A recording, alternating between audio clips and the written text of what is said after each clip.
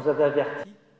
Nous avons un passage de l'Évangile où Jésus annonce ce qu'on appelle de manière générique la fin des temps.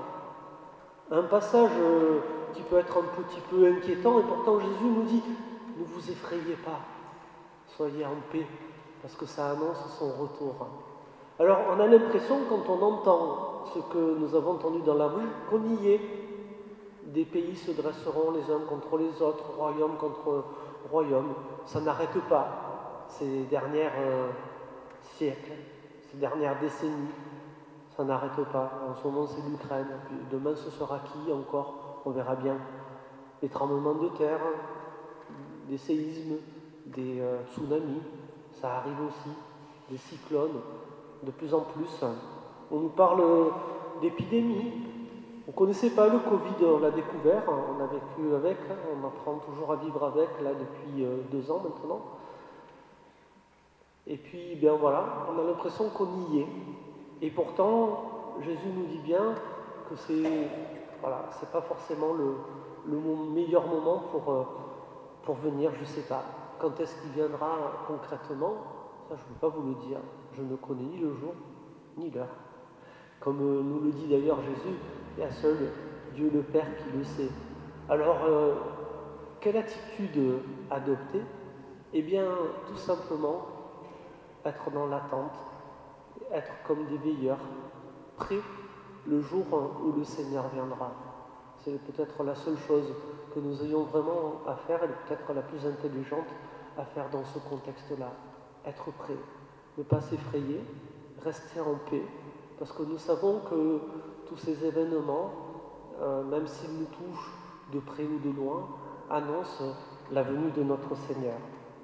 Alors, il y a quand même quelques éléments qu'il nous faut retenir. Il faut prendre un petit peu de recul par rapport à ce texte d'évangile que nous venons d'entendre. Parce que Jésus y annonce la destruction du temple de Jérusalem. Vous savez qu'effectivement, elle va avoir lieu en l'an 70 après Jésus-Christ. Et vous savez que l'évangile de Luc, c'est celui que nous venons de lire, a été rédigé à peu près à ce moment-là. L'évangile de Luc a été écrit entre 60 et 80 après Jésus-Christ. Donc, à l'époque où peut-être le temple était en cours de destruction. Donc, quand on nous annonce cela, eh bien, oui, l'évangile l'atteste, c'est bien ce qui se passe. Et peut-être que Jésus, effectivement, l'a annoncé, cette destruction du temple. Le temple, vous savez que c'est un lieu important, comme nos églises ici. C'est un lieu qui nous est proposé pour rencontrer le Seigneur. Mais rappelons-nous une chose fondamentale que nous dira Paul, c'est que le temple, c'est nous. Chacun de nous, chaque personne est un temple de la présence de Dieu. Le premier lieu où le Seigneur souhaite résider, c'est pas dans nos églises ou dans n'importe quel édifice qu'on va construire pour lui. Le premier lieu où le Seigneur veut résider, c'est dans notre cœur. C'est là le premier temple. Paul nous dira que nous sommes tous le temple de l'Esprit Saint, la présence de Dieu, le Seigneur qui vient nous rejoindre. Voilà, un point important à souligner. Et peu importe si nos édifices sont détruits, nous savons que le Seigneur est plus grand que nos édifices et qu'il saura toujours rejoindre chacun de nous et qu'il saura toujours venir demeurer en nous. Deuxième élément important, Jésus annonce des persécutions dans l'Évangile. Et effectivement, comme lui-même nous le disait, le serviteur n'est pas au-dessus de son maître.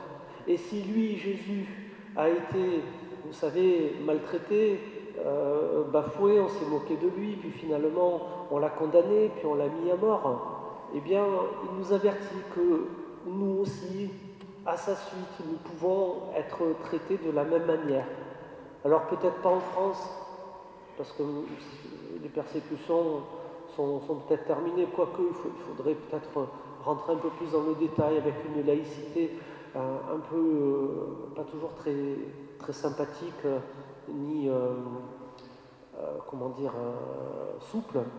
Voilà, mais peu importe. Mais nous savons qu'aujourd'hui encore, de par le monde, il y a des chrétiens qui continuent à être persécutés.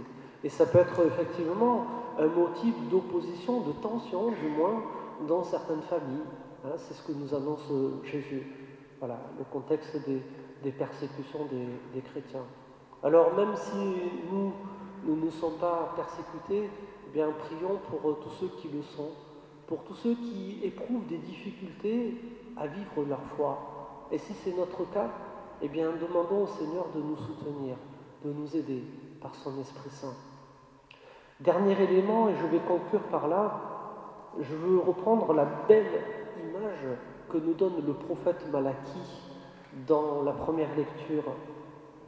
Le jour vient qui les consumera, dit le Seigneur de l'univers, mais pour vous qui craignez son nom, la crainte du Seigneur, hein, c'est qui sommes attachés à son nom.